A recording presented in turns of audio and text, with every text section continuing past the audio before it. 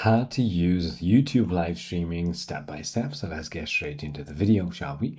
So the first thing you want to do is simply go to your YouTube studio, which is going to be studio.youtube.com, and then simply tap on the live on the bottom left hand side of your screen.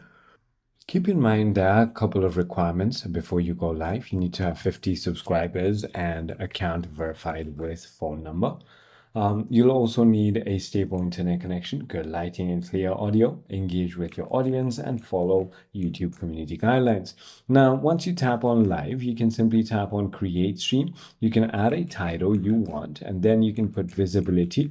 And then when you simply go ahead and select next, you'll get your stream key that you can simply go ahead and copy, and something you can paste on your OBS. So whenever you're going to your OBS settings, you can simply go to output and then stream key and simply go ahead and paste it there.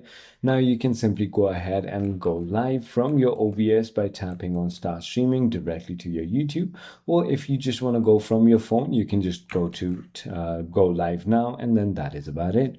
I hope this video clarifies everything for you. If you have further more queries, feel free to comment down below, and I'll see you on the next one.